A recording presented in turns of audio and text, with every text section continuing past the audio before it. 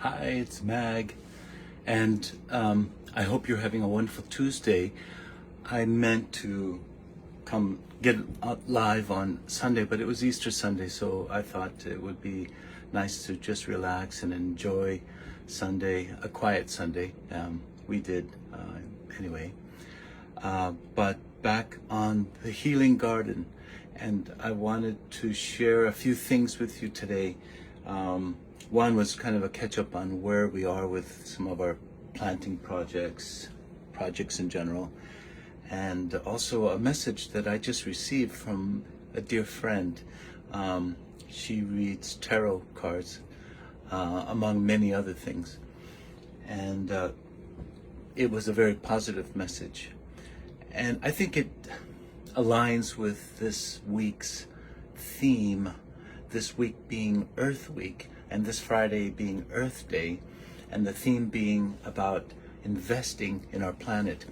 And when we think of the word investing, we think usually about the financial industry. And but of course, we know that we can invest in our planet in different ways. And I wanted to share, a little bit why I'm doing this. I mean, what does gardening have to do with anything that you're doing, or that I have done in my 25 years plus history in the design profession? But first of all, let's catch up on some of the plantings, because the greenhouse is changing all the time. So here we are with some of our squashes and tomatoes that were kind of feeling a little under developed are now looking healthier. Some new seeds have come up for some oriental greens that I'm experimenting with. So these are tomatoes. Again, these are getting to about a foot tall. These are to be given away.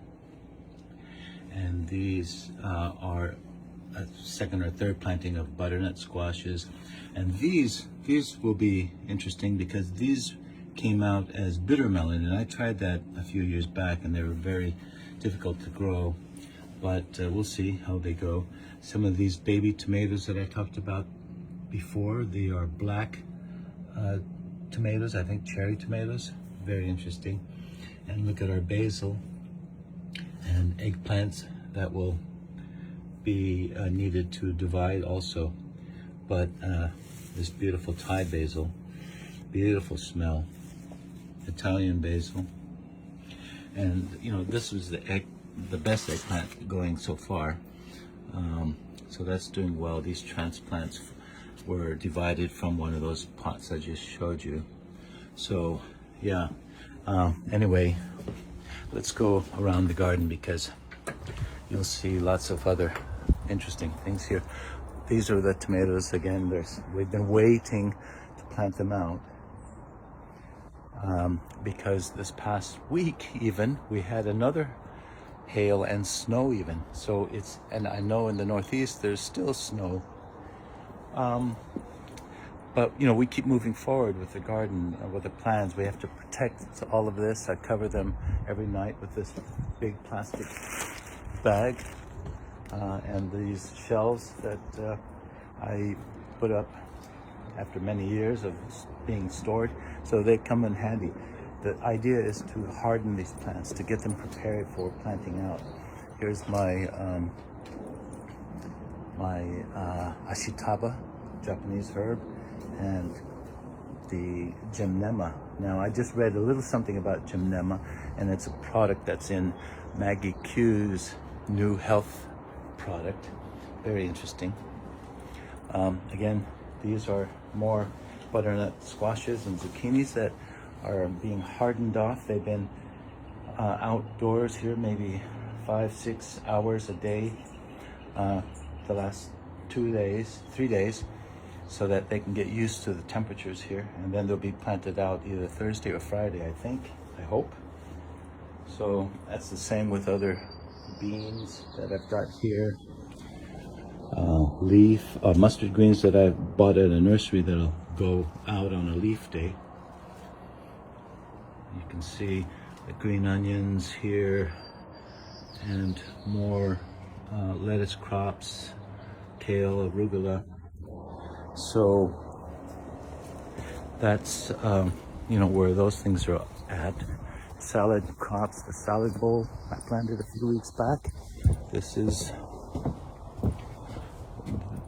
that bowl and a few other ones, the lettuce and kale. Again, with the cage to protect them from birds and squirrels at the moment. There's another planting, arugula and chives. So anyway, the garden keeps going if you can keep up with it. And there's so many projects, but you don't want gardening to overwhelm you. You want to enjoy it, and that's the whole point. So here's some of the broccolis. I bought these. I haven't had much luck growing broccoli in the past. Different types of broccoli. You can see that there's some discoloration going on here. The idea is for this just to keep them warm. You can see I've planted out several beds. Again, broccoli plants, they require lots of nutrients, calcium. So I've got an idea for that.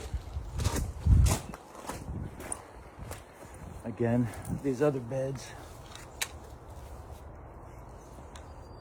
these are some of the root crops, more radishes here. And more here as well. This is my little contraption. I made these cages to protect these. Celery and looks like bok choy, lots of bok choy in this bed.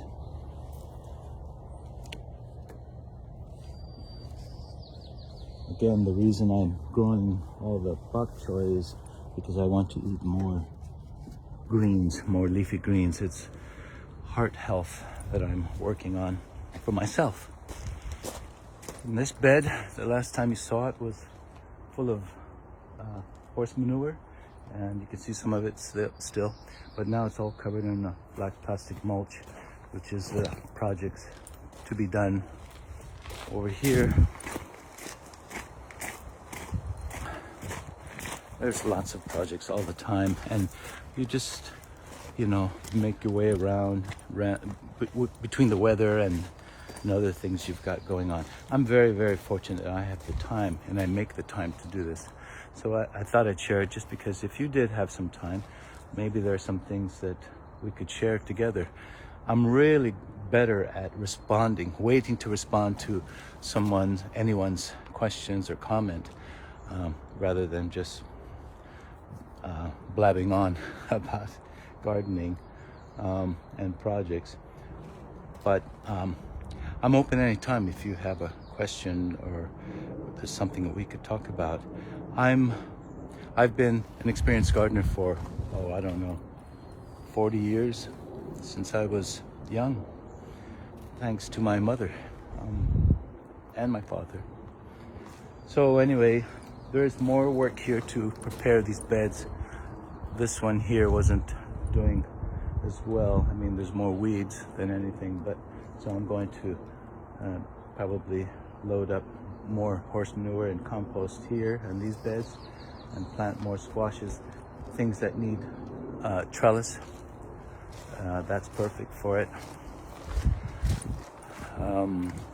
I won't show you the other side. It's still very early days, but we have raspberries, 40 feet or more, and grapes. We have a vine here that's been around for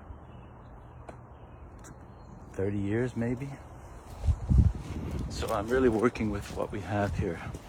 And one project that I would like to do, again, this is all about around the theme of investing in our planet, is, for me, gardening is one thing. When we can do simple things like eat more vegetables, we are helping the planet in that way. because, as you may know, in the world of environmental sustainability, eating meat requires more energy, more resources, water, involves more chemicals, causes more problems. Let me show you this bed here. This bed is the New Zealand spinach, and there's beetroot in there, and this begins the radishes, daikon radishes, some bok choy you can see I bought from a nursery, wasabi and daikon. Planted in some lettuce among the tomatoes and carrots. Peas and carrots go together well as companion plants. These are more peas from my father's planting. So, and finally, this little bit here. These are recycled food grade plastic, 55-gallon plastic bins that I'll be using for my rainwater harvesting project. So I'll tap into this drain pipe, this downspout, and set up something here. I'll have to shoot photos of it because there's a lot of work involved still, but and the idea is to capture at least half of this roof, which you can see is quite expansive. I haven't calculated yet how much, but I'm sure I'll fill up these two 55-gallon drums very quickly. So saving water, that's another great thing about a great thing you can do to help or invest in the planet. I think that rainwater is better than tap water or any city water. There's fewer chemicals. If you have a good filtration system in place and a good way to just make it easy to maybe drain and water these beds, that's good. That saves that much water from the overall water bill.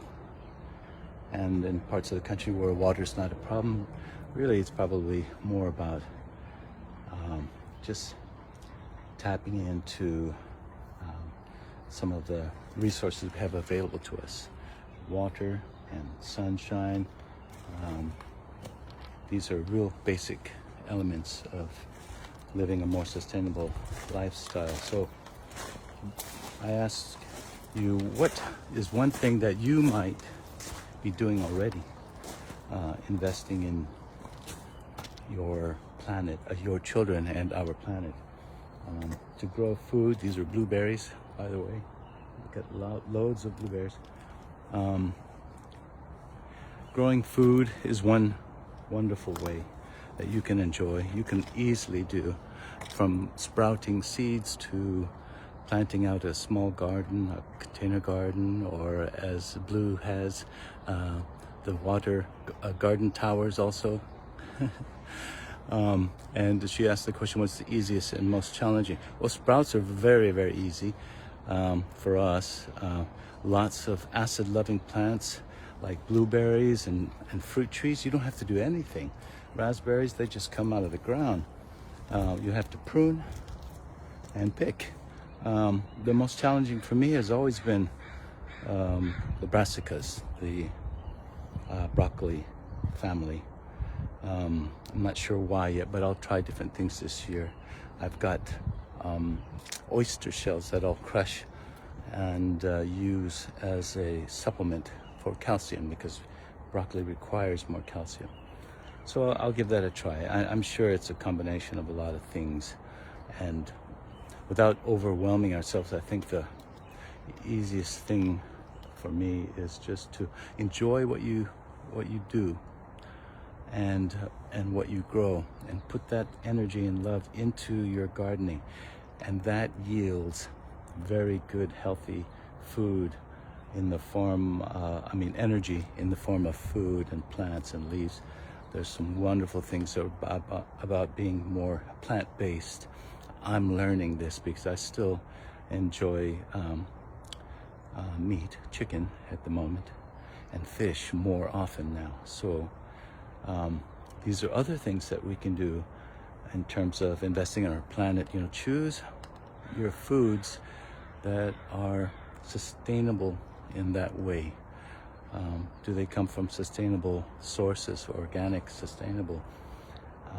Are you doing the same? Are you practicing what you know already about sustainability, saving water, saving power and electricity? You can go really deep into this, and as I did for over 25 years in sustainable design profession, I've been working in what sustainable design looks like for many years. And now I look at, I joke about it, but I turn environmental sustainability into personal sustainability. How can we first invest in ourselves, take care of ourselves, so that we can do all the things that we want to do? This is my mission, has been for a while, thanks to people like Blue. So anyway, I hope you're having a wonderful week, and I'll probably carry on Sunday again. But this week is Earth Week, and Friday the 22nd is Earth Day. And Blue says yes, oh yes, she does harvest rainwater and gray water, wonderful. And reducing plastic, yes, that's a huge challenge. You know, in the UK they were quicker about charging people for plastic bags, and we're just kind of catching on to that sort of thing. But most people know about the packaging problem we have, I think, but there's no bigger system in place to support it, meaning there aren't any industries that are making products, upcycling or recycling plastic and glass and so forth. So yes, definitely a bigger systemic solution is needed. And there's some very interesting concepts that I've come across over the years. For example, one of them is called Cradle to Cradle, and it talks about technical and biological nutrients kind of recycled into a system. So anything technical, anything that is man-made that way, can be upcycled or recycled into creating more of the same or something better.